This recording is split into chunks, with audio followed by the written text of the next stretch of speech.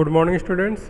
Our running topic is revaluation account, and now we will discuss about the important journal entry regarding the revaluation of assets and the liabilities. So it is a simple, and if you know the rules of journal entry and how to pass the journal entry, how to post the journal entry into the ledger, you can easily prepare the revaluation account. So there may be some situation we will take here. So for the increase in the value of the assets, तो बेटा बताओ what will be the journal entry. तो assets की always balance क्या होता है, debit balance होता है, ये जानते हो. एसेट्स की जो बैलेंस होती है ऑलवेज क्या होती है, डेबिट बैलेंस होती है. तो एसेट्स की जब बैलेंस डेबिट होती है तो यहाँ पे अगर बात करें हम increase in the value of the assets, value of increase यानी कि एसेट्स की वैल्यू बढ़ रही है तो क्या हो जाएगी, एसेट्स के बैलेंस क्या होता है, डेबिट होता है. तो we will make the assets account debit. तो assets account will be debited to revaluation account. भाई एसेट्स की वैल्यू अगर बढ़ेगी तो हमें क्या होगा, प्रॉफिट होगा ना. तो रिवैल्यूएशन में अगर प्रॉफिट होता है तो क्या करते हैं, क्रेडिट कर देते हैं. तो यहाँ पे we will make the credit. तो revaluation account will be debited on the increase in the value of assets to revaluation account. Simple. Assets account debit to revaluation account. Assets की वैल्यू ऑलवेज बैलेंस क्या होता है, debit. Debit में जब बढ़ोतरी हो रही तो क्या हो रही है, हमारी एसेट्स की वैल्यू बढ़ रही तो प्रॉफिट हो रहा है. तो रिवैल्यूएशन के केस में जब भी लॉस होगा तो रिवैल्यूएशन को डेबिट कर देंगे और जब प्रॉफिट होगा तो क्रेडिट कर देंगे. तो यहाँ पे प्रॉफिट हो रहा है, एसेट्स की वैल्यू बढ़ रही है तो प्रॉफिट हो गया. तो to revaluation account being increase in the value of the assets recorded. Okay, not take the second, decrease in the value of the assets. अब एसेट्स की वैल्यू क्या है, डिक्रीज हो गई. यानी कि 50,000 की कोई एसेट थी घट करके 45,000 हो गई. 5,000 रुपये की वैल्यू क्या हो गई, ये डिक्रीज हो गया ना.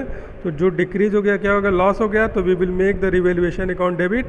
सो revaluation account will be debited with ₹5,000. जो भी हमारी इंक्रीज या डिक्रीज की वजह से लॉस हुआ तो डिक्रीज हो गया हमारा 5,000. Decrease in the value of the assets, revaluation account debit. Okay, revaluation account debit to assets account. समझ गए. एसेट्स बढ़ेगा तो डेबिट, घटेगा तो क्रेडिट. ठीक है. और रिवैल्यूएशन में प्रॉफिट होगा तो क्रेडिट, रिवैल्यूएशन में लॉस होगा तो डेबिट. ठीक. अब हम बात करते हैं for the increase in the amount of the liability. अब बताओ कि तुम्हारी कोई लायबिलिटी है वो इंक्रीज हो जाती है. सपोज करो कि तुमने लोन लिया 50,000 का, सपोज करो कि 50,000 का तुमने लोन ले रखा है. अब इस लोन की वैल्यू बढ़ करके 60,000 हो गया विथ इंटरेस्ट. तुमने सपोज किया कि 50,000 मुझे देना है लेकिन इसकी वैल्यू बढ़ करके 60,000 हो गई. ठीक. तब तुम्हें लॉस हुआ कि प्रॉफिट हुआ, लॉस हुआ. ठीक है. लॉस हुआ तो क्या कर देंगे, revaluation account will be debited. Whenever there is a loss we will make the revaluation account debit. तो रिवैल्यूएशन अकाउंट को डेबिट कर देंगे टू लायबिलिटी.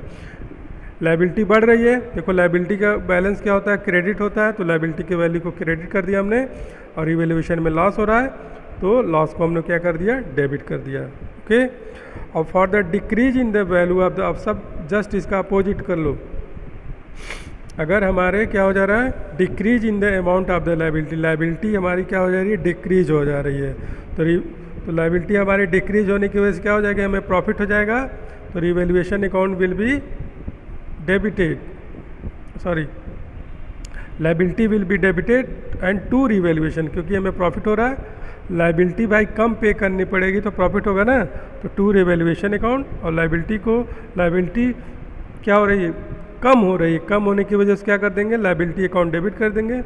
बढ़ रही तो क्रेडिट कर दिया था, घट रही है तो देखो यहाँ पे बढ़ रही है लायबिलिटी तो हमने क्रेडिट किया, घट रही है तो डेबिट कर दिया टू रिवैल्यूएशन अकाउंट. अब ये बताओ अनरिकॉर्डेड एसेट्स. तुम्हें नहीं पता था तुम्हारे स्टॉक में कुछ ऐसे एसेट्स हैं जिसकी कुछ वैल्यू हमको मिल सकती है तो तुम्हें प्रॉफिट हो जाएगा ना. तुम्हें तो नहीं पता था हमारे जो टाइपराइटर है वो क्या है, उसको तुमने मान लिया था कबाड़ है, लेकिन रीअसेसमेंट में पता चला कि इसकी वैल्यू काफ़ी अच्छी मिल सकती है. तो क्या हो गया, हमें प्रॉफिट हो गया. अनरिकॉर्डेड, तुम्हारे बुक्स ऑफ अकाउंट में वो एसेट्स रिकॉर्ड नहीं था लेकिन अनरिकॉर्डेड कोई एसेट्स मिल गया तो तुम्हें हो गया प्रॉफिट. तो क्या कर देंगे, unrecorded assets account debit. Assets की वैल्यू बढ़ गई एसेट्स मिलने की वजह से. Unrecorded assets account debit to revaluation account, unrecorded है, रिकॉर्ड नहीं था, एसेट्स हमको मिल गया तो हमें क्या हो गया, प्रॉफिट हो गया। Unrecorded assets account debit to revaluation account, ठीक है। अब चलते हैं सेकंड पे। अब देखो फॉर रिकॉर्डिंग अनरिकॉर्डेड लायबिलिटी, अगर ये अनरिकॉर्डेड तुम्हें नहीं पता था कि तुम्हें इंटरेस्ट भी पे करना है, या फिर तुम्हें ऐसा लोन था जो तुम भूल चुके थे, ठीक है, अनरिकॉर्डेड था, लेकिन अचानक तुम्हें क्रेडिटर का फ़ोन आया, तुम्हें पता चला कि मुझे इसको भी पे करना, तो अनरिकॉर्डेड हो गया, तो तुम्हें लॉस हो गया ना भाई। अभी तो तुम्हें लायबिलिटी ये पता ही नहीं था, लेकिन अभी तुम्हें पे करना है, तो हमें क्या करना होगा, रिवैल्यूएशन अकाउंट को डेबिट करना है। तो we will make the revaluation account debit to unrecorded liability, liability हमारी बढ़ गई, ठीक। अब देखो यहाँ पे क्या हो जाएगा, अब दोनों का कॉलम का हम लोग क्या करें, अभी जब फॉर्मेट बताएंगे तो समझ में आएगा। अब यहाँ पे रिवैल्यूएशन अकाउंट बनाएंगे ना, यहाँ पे तो यहाँ पे इसका टोटल करेंगे क्रेडिट साइड का, और ये हो गया हमारा डेबिट साइड का।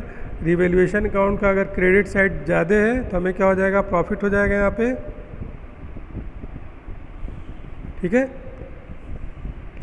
तो यहाँ पे अगर प्रॉफिट होता है तो क्या हो जाएगा, revaluation account debit, revaluation account debit to partners capital account, partners capital account यानी कि जो पार्टनर है उनको, पार्टनर को रिवैल्यूएशन अकाउंट का जो प्रॉफिट है उसको ट्रांसफ़र कर दिया जाएगा।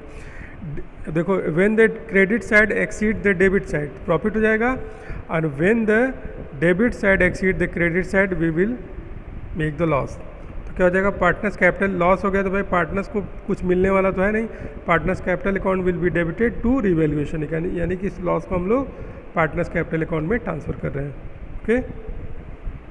तो ये हो गया हमारी जर्नल एंट्री। अब आ जाते हैं, फटाफट देख लेते हैं इसका proforma of the revaluation account. जब भी देखो बेटा एसेट्स की, अब मैंने बोला जब भी प्रॉफिट होगा तो हम लोग क्रेडिट साइड में लिख देंगे, कहाँ पे लिख देंगे, क्रेडिट साइड में। ये क्रेडिट साइड है, ये डेबिट साइड है। तो देखो increase in the value of assets है, प्रॉफिट है, लिख दिया। डिक्रीज इन द लायबिलिटी है, प्रॉफिट है, लिख दिया। अनरिकॉर्डेड एसेट्स मिल गया हमें कहीं से, वो भी प्रॉफिट है, ठीक। अब आ जाओ decrease in the assets, value of the assets, अगर वैल्यू हमारी एसेट्स गिर गए तो लॉस हो गया, तो जब लॉस होगा डेबिट साइड में लिख देंगे। Increase in the amount of liability बढ़ गई तब भी लॉस हो गया। अनरिकॉर्डेड लायबिलिटी अगर हमें मिल गया तब पर भी हमें लॉस हो गया, ठीक। अब यहाँ पे टोटल कर लेंगे, अगर क्रेडिट साइड का टोटल ज़्यादा है तो हमें प्रॉफिट होगा यहाँ पे, और डेबिट साइड का अगर टोटल ज़्यादा है, यहाँ पे अगर डेबिट साइड का टोटल ज़्यादा है तो हमें क्या हो जाएगा, लॉस। ये जो कि इस लॉस को ट्रांसफ़र हो जाएगा पार्टनर्स कैपिटल अकाउंट, इस प्रॉफिट को भी ट्रांसफ़र हो जाएगा पार्टनर्स कैपिटल अकाउंट। तो ये हो गया बेटा प्रो फार्मा और इसकी जर्नल एंट्री। तो I hope students you go all the got